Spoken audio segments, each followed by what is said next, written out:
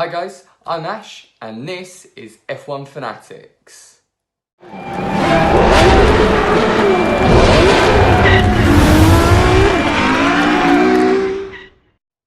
Okay, so as you can probably tell from my top, we are here for our qualifying reaction for the Italian Grand Prix in Monza. It is the epitome of being a temple for speed, and that's what we were hoping for in qualifying today.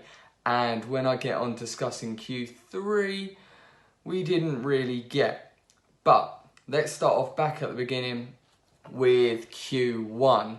So we had a couple of incidents, nothing overly aggressive within the session itself, battling for track position as is expected considering how powerful the tow is expected to be this weekend, and we had Sergio Perez having what appeared to be an engine issue, so that caused the red flag to be put out and that the session itself was actually stopped. One, so that they could ensure that the car was clear and so that it was safe for other drivers. Max Verstappen didn't get to set a time. Not great for him, but considering he was already going to be starting at the back of the grid due to engine penalties, not the biggest concern in the world for him. The one thing he will be concerned about though is once again it was lack of power that led to him being able to actually set the lap. So is there a bug somewhere within that engine that's in the Red Bull at this moment in time? It's something that he'll be concerned about. The team will definitely have a look at this evening before the race tomorrow, and is something that we'll be looking out for in the future for the Red Bull as well. Other than that, it wasn't really too much of a surprise in terms of what was happening with regards to the teams themselves. So the Williams, once again, not making it out of Q1, being 19th and 20th. George Russell, 19th and 18th even. Verstappen was obviously 20th, not setting a time. But George Russell now is the only driver on the grid to have out-qualified his teammate in every race of the season. So it was between him and Sergio Perez, and as Sergio Perez was unable to complete qualifying today, it does mean that he has that record now outright. So it'll be good to see how far into the season he can actually go with that and see whether he could actually go the whole season out-qualifying Kubica. The other driver we lost in Q1 was Romain Grosjean. He was not really on the pace in Q1, and there were unfortunate incidences throughout qualifying where cars were getting caught up, trying to find the space, but also trying to make sure they were getting the tow from teammates. So it was one of those where there was a lot of chopping and changing as to positions the drivers were when they were going out for their laps. So unfortunately for him, he dropped out and he will be starting, well, it was a provisional start of 16th, but that will change based on penalties for new engines and also any other penalties that are applied after qualifying. And Q2, guys, well, it followed the same pattern really. It was teams going out trying to get to actually be able to go out behind each other so that they were able to ensure that their lead driver, the driver following, was able to get the tow, but also battling for positions, and that affected a few teams. So we had a perfect example of how to perform the tow and slipstream from McLaren, ensuring that Carlos Sainz was able to get into the top 10. And then we also had the not so perfect way of doing it, and that was Toro Rosso. So after the first set of laps, Daniel Kvyat was just inside the top 10 and Pierre Gasly was in 14th. And Kvyat was actually calling for the tow, saying that he didn't feel that there was going to be enough pace in the car, so was needing to use Pierre Gasly to ensure that he got into the top 10. Toro Rosso did try and get the tow to work for them. However, it didn't, and both cars ended up dropping out, Pierre Gasly being 15th. Lando Norris was in 14th today, not wanting to really set a representative lap time in Q2 because he is another driver who will be having engine penalties tomorrow, so was always going to be dropping back to the back of the grid, so didn't want to have himself locked in for a set of tyres, which it does give him his free choice by doing that. So strategy wise, was never really going to be going for a top 10 qualifying today. Daniel Kvyat in 13th. As I said, Toro Rosso not being able to perform the tow in a consistent way really, and ensuring that they had that time in hand. So not a great weekend for them. Two drivers who I would say to keep an eye on tomorrow in the race though are those who are on the provisional grid as being 11th and 12th. So that is Antonio Giovinazzi and Kevin Magnussen. Now, it's unfortunate not to get into the top 10 shootout in Q3, but if there is a place on the grid that you are wanting to start other than in that top 10, 11th and 12th would be the places for that. And that is because you have a free choice of tyre and you can choose your strategy without being restricted based on your qualifying performance. So definitely have a look at them for potentially throwing up a different strategy call, maybe starting on the mediums rather than on the softs and trying to go that little bit longer in the first stint. But there's also the potential for them moving up places. So it is one of those where good places to start for both of them, and actually really good qualifyings for them as well. I was really impressed with both of their performances in the session. Okay then guys, and now we are on to Q3, and this is where we do have the big talking point from qualifying, but I'm going to start off by going through first laps and the first run in qualifying. So Leclerc was on provisional pole, as was expected really, because across the whole weekend he has looked incredibly fast and has always seemed to be there or thereabouts and always ahead of a number of the main competitors really for that potential pole position. Sebastian Vettel's lap. I was talking to Mike through qualifying and was honest and said to him, I don't often agree with Martin Brundle, but this was one that I did agree with him on. It did appear that Sebastian Vettel had all four wheels off of the track when he was going through Parabolica for his first lap. So considering how strict the FIA and race directors have actually been on track limits this weekend, I was surprised that he didn't have his lap time actually disqualified and taken away from him.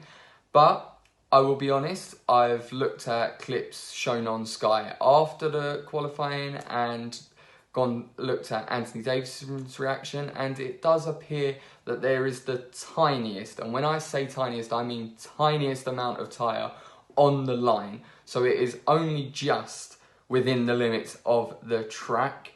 Hamilton and Bottas, both of those put in fantastic laps. Hamilton did really well to get up into second, and Bottas was literally just across the line in time for his lap to actually stand, because Kimi Raikkonen, after his performance in practice and having a nice little accident at Parabolica, repeated the feat in qualifying and brought out the red flags. So stopped the session, which once again, another stop in proceedings, but it did mean that there was time to actually reflect on what had happened in that time. So really good performances from the two Renaults, who got up to 5th and 6th on their lap times, and then Carlos Sainz was in 7th. So at this stage, Alexander Albon and Lance Stroll hadn't actually completed a lap. So with the accident itself, Kimi Raikkonen just appears to have gotten the power a little bit too early and lost the back end.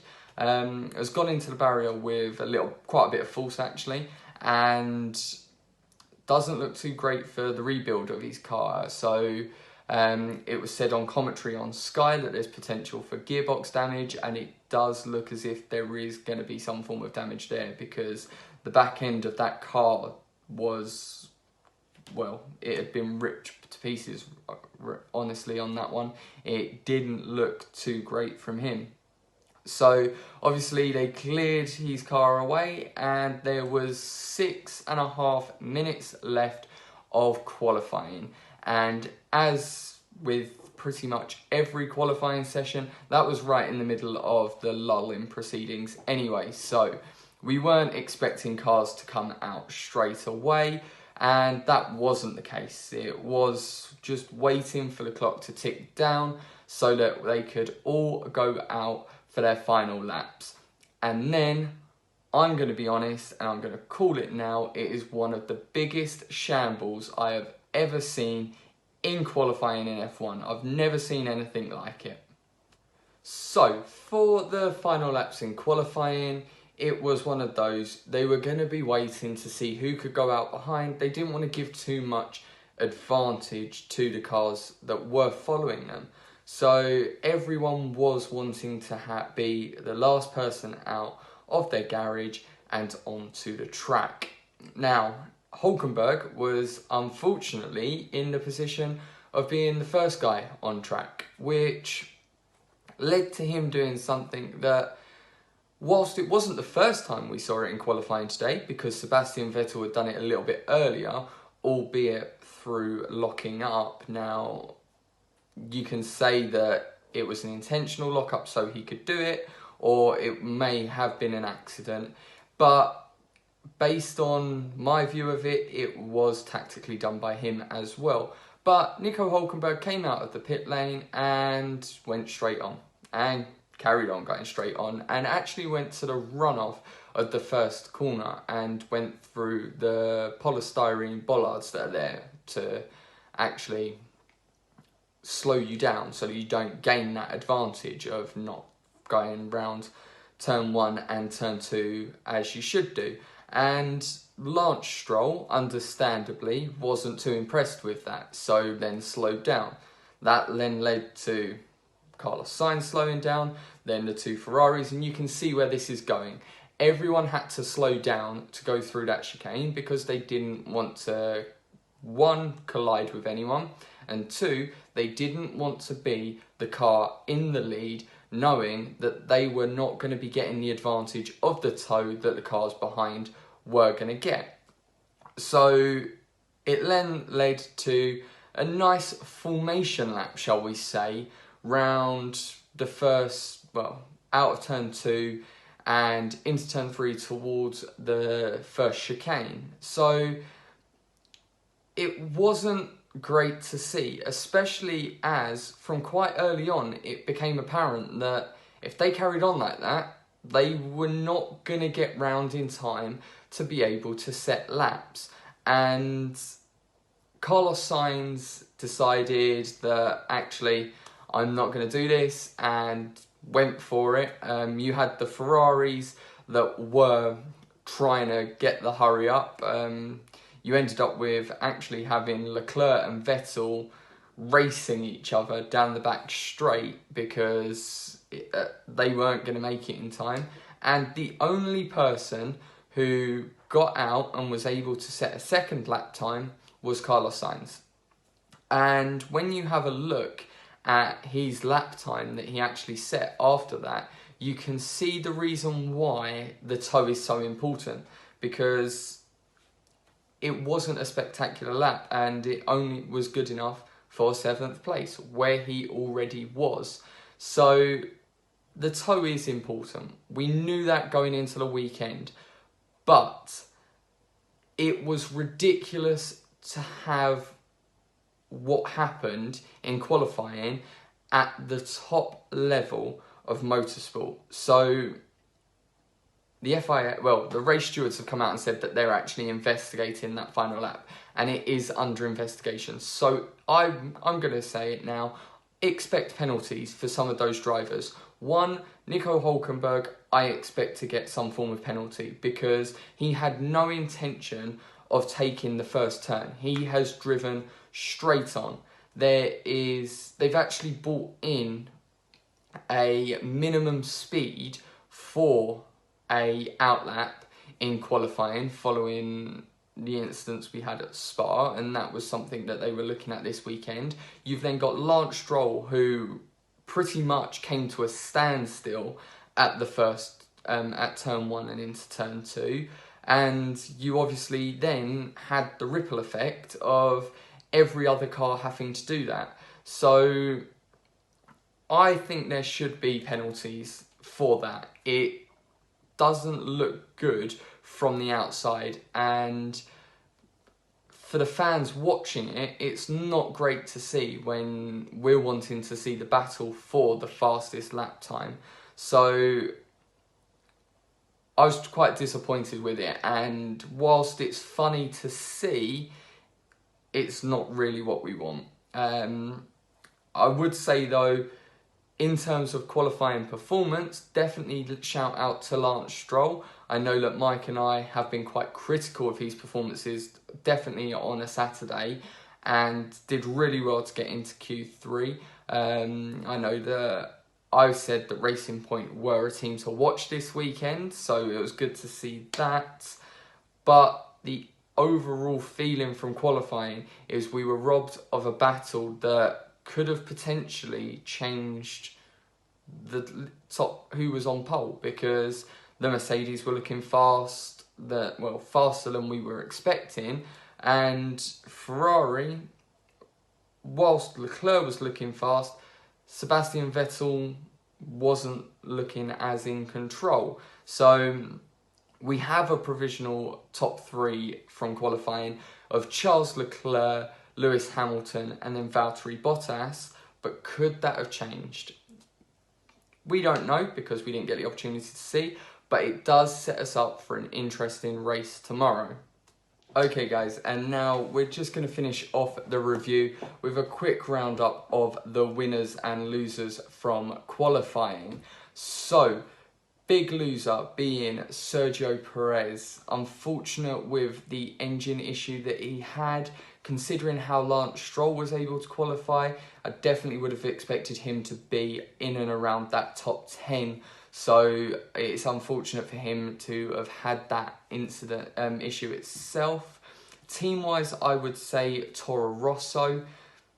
Not great from them in terms of the actual organisation, being able to get the total work for them, considering so many teams were trying it and were able to use it effectively. Poor from them not to be able to show it.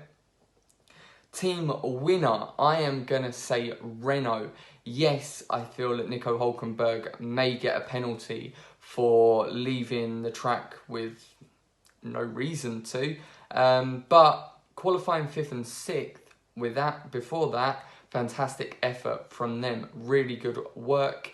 And driver that was a winner, no surprises. Charles Leclerc getting his first pole position in front of the Tifosi in Monza. As a Ferrari driver, it is something that he would love to have, and he will be looking forward to trying to get a race win there as well tomorrow. So guys, that is our qualifying reaction over with, and all I can say is comment below what your thoughts were on the shambles of Q3. Do you think Nico Hulkenberg deserves a penalty? And what were your initial thoughts when actually watching it?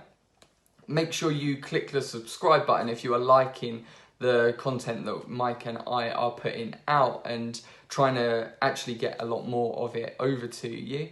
And for that, you need to be pressing the bell icon, because you will get a notification when one of our videos goes live, and it will be straight in your inbox for you so that you can jump on and be the first to see the content that we are putting out there. So, everyone on F1 Fanatics, make sure you enjoy the rest of your race weekend.